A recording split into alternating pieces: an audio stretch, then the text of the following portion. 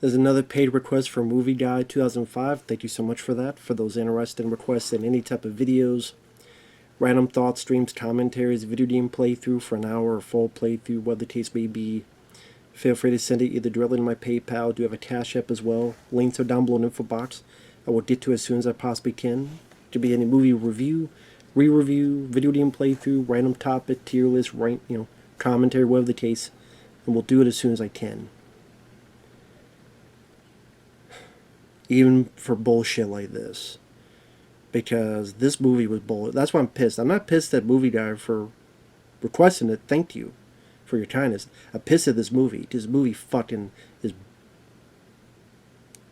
one of the most boring. If my balls had life, they would deflate and they'd be nothing there. Like there'd be nothing there. I could palm them and it'd be nothing. They'd be flatter than a flapjack, a pancake. It'd be thinner than this piece of paper. There'd be nothing there. Because it deflates anything and everything inside your body, your soul, your mind, and your spirit. Because Night of Horror from 1981 is one of the most boring, one of the worst fucking movies you will ever see. And I know that is thrown around a lot. The worst movies. Now, this is one of the worst fucking films. I don't know where it would be on the list. This is a lot to... It's a big list. But apparently this guy later on remade his own movie and called it Curse of the Cannibal Confederates. This one, which is on YouTube, they said public domain, probably because no one wants the fucking movie to own it. I don't blame them. I wouldn't want this fucking movie on a dare. I wouldn't pay a dime for this fucking movie. I wouldn't pay a fart. If I farted in a cup and gave it to someone, I'd be like, don't open it, because I don't want this fucking thing. Okay? Just throw it away in a ditch. Like this movie should be thrown away. Because this movie's a dump in a fucking ditch.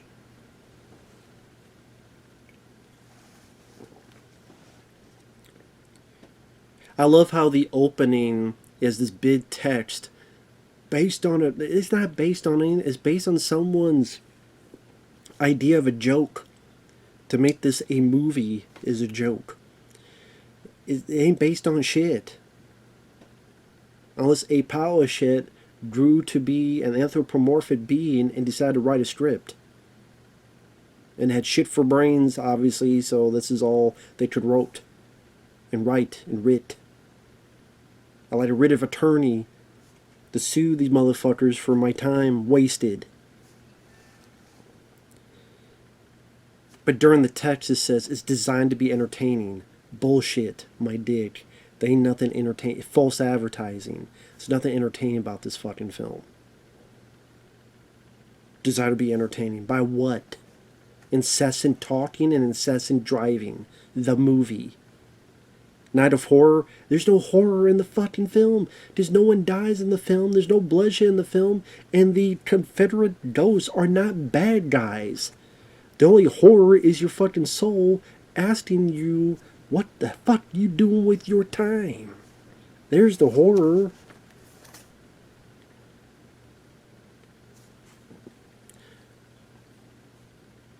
The way it's shot, the way the video cassette VHS quality is. There's obviously a lot of it shot day for night. The nighttime scenes, like you can't see anything. You can barely see shit. I do not have night vision. The goggles do nothing. Okay, I cannot see most of this fucking film, but then the stuff I do see, I'm like, can we go back to the pitch blackness? Because I don't want to see the rest of this fucking film.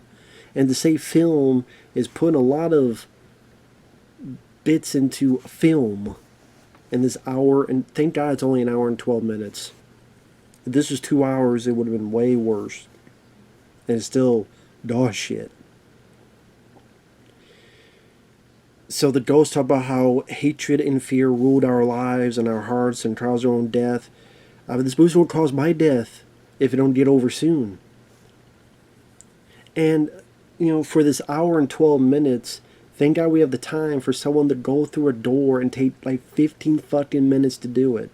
Now, 15 minutes may not seem like much to you, But I'll tell you how long 50 minutes, let's say, starting about now.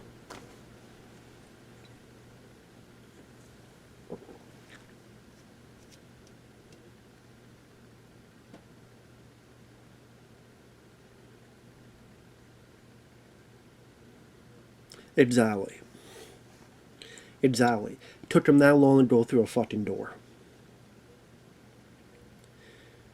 Which is, it's like a brick place with one door, but I guess it's a bar. He's talking, this guy named Steve, Scuba Steve, is talking to some asshole who's buddy, and his buddy's complaining, well, you know, you're part of the band and you're not doing that well. What's going on? And said, well, you don't know what I've been through and blah, blah, blah. If it was drugs, I could deal with that. At least I'm assuming that's what they said because the audio is so shitty you can barely hear what the fuck they're saying. The microphone must have been, like, if this takes place in what, Virginia or where the hell, the microphone must have been in New Jersey. That fucking far away so you barely hear shit. So then he tells a story about his half brother, the guy's wife, and then the wife's sister.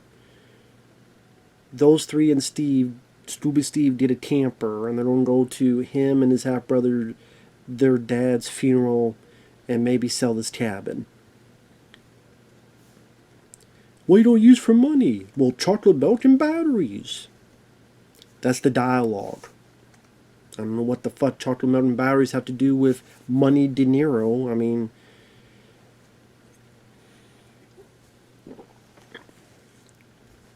I don't know. Maybe he's going to get a fucking, maybe he has an enema kit and he's going to put chocolate milk in it and stick it up his ass and perform some magic tricks for money. I don't fucking know. Here's my impression of a Hershey Highway. I don't fucking know. But if you love driving, you get driving shots for 2 minutes. Just driving in their camper. The camera looking up and you see the top of the bridge as they're passing by. Just they gotta see the top of the bridge going. That's very exciting. 2 minutes of driving. Steve likes the one wife's sister, Colleen.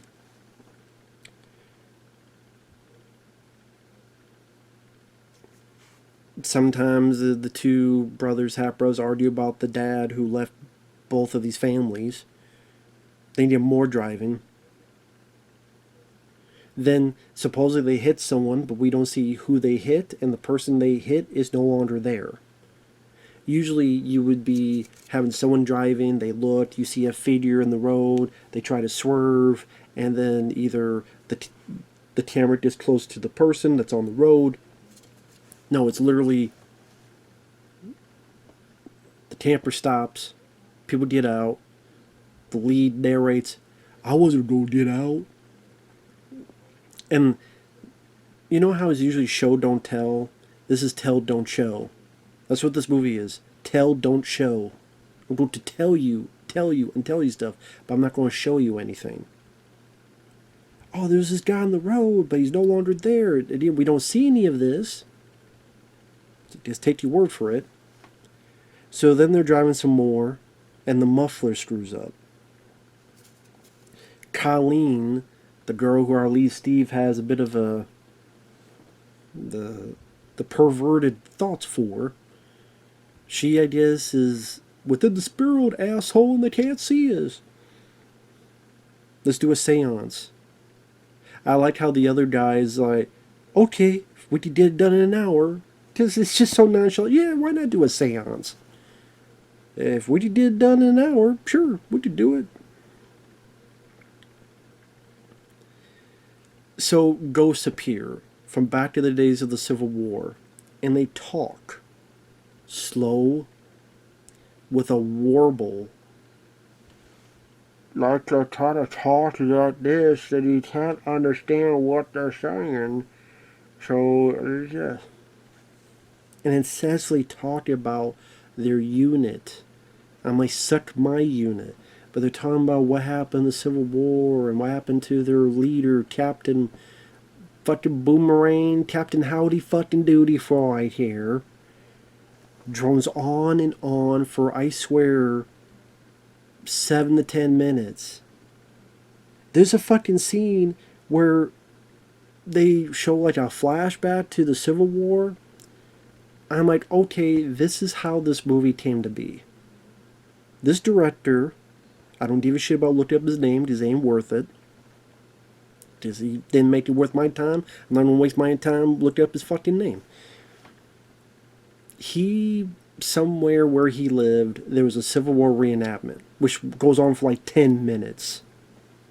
He shot that stuff and said, let me make a movie. Since I got this footage of the Civil War reenactment, I'll just use this footage and then I'll make a movie around it. That'll be our big production number. There you go. As these ghosts go on and drone and this warble on the sound of their voice, and it's slow, and you're like, where is this fucking point? Is he reading the whole book of War and Peace? Is he reading the Bible from the beginning to the end and from the end to the beginning? Both sides? Long story short, our captain, whatever, we liked him. He died and someone cut his head off. He can't be at peace till he gets his head back. We need someone to help us get that head back. Oh, by the way, Colleen, you're the reincarnation of the guy's wife from like 100 years ago. Did the Fog remake fucking steal from this movie?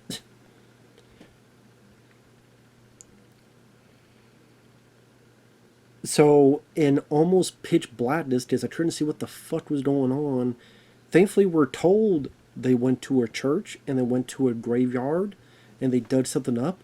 I will take your word for it because I can't see shit.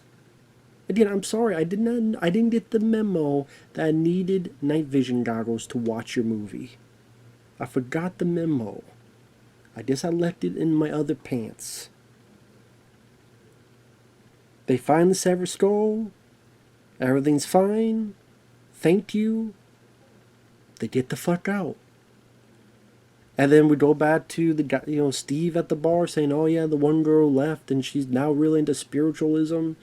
And then the other two left and I think they're going to get divorced. And listen, I'll be good, when we do the band rehearsals, but you just got to give me some time. Then the buddy looks depressed. I don't blame him, because if I had to listen to this boring-ass fuck story, I'd be depressed too. I am depressed right now. He walks to his pool. Thank God we can see the light reflected in the pool that they used for, like, the one time they put a light in the movie. And it's the scene where it gets reflected in the fucking pool, because if you look at the reflection of the pool, you see the fucking light. I'm like, this is when you use a light? Not all those fucking scenes where we're so pitch black we can't see shit. And the buddy looks at the pool, I don't know, wondering about his life choices, wondering how he started this piece of fucking horse shit. Reflecting on bad choices in life.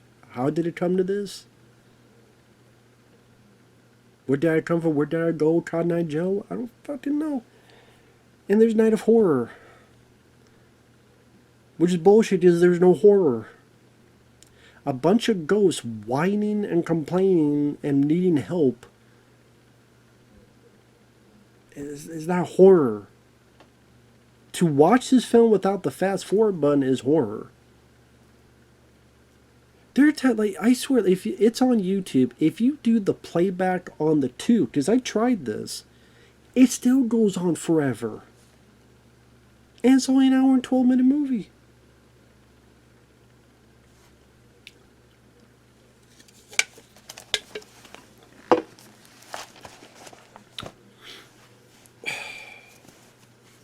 For people to think I'm exaggerating, I dare you to go on YouTube, watch the film, and you cannot fast forward it, and you have to watch it all in one go. I fucking dare you. And then come back and tell me.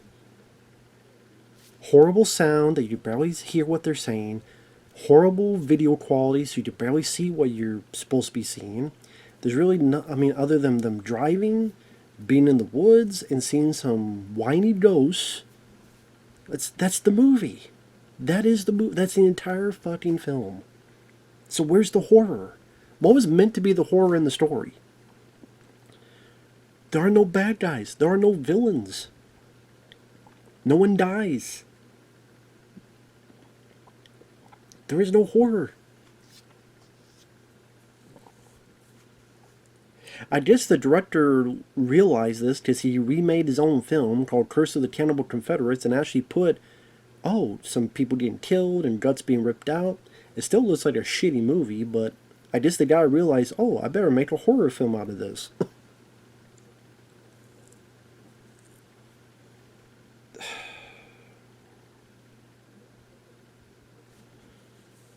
And people say, well, it's a low budget, man. No, I mean, The Deadly Spawn's a low budget, but that's a good movie. There's this one called The Strangeness, very low budget, but that has some atmosphere and the caves and some music that sounds a little bit like John Carpenter. Cool little stop motion monster. It has more going for it than this. This, when you do hear the music, it's awful. Southern country music, awful music. The acting sucks. The dialogue sucks. The acting. Community theater would be putting it too nicely. It's poorly made. The audio is fucking horrendous. And the worst thing of all, it is completely boring. Even if you're into so bad it's good movies, there's incessant talking and driving. There's nothing to talk about, to make fun of and make jokes about.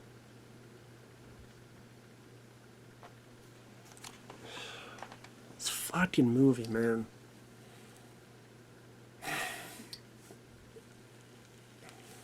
I did hear about this movie before because there's this guy, the Cinema Snob. I like, his name is Brad Jones. He played this character, the Cinema Snob, reviewing all these like B, C, D grade movies back in the day. I don't watch a lot of his stuff nowadays. Not for any particular reason, I just don't. But yeah, he would review stuff like this, and I'm like, yeah. Well, now I know what he was. Now I did it. Now I did it. This ain't shit. With that said, thanks for watching. Take care, and we'll see you guys later.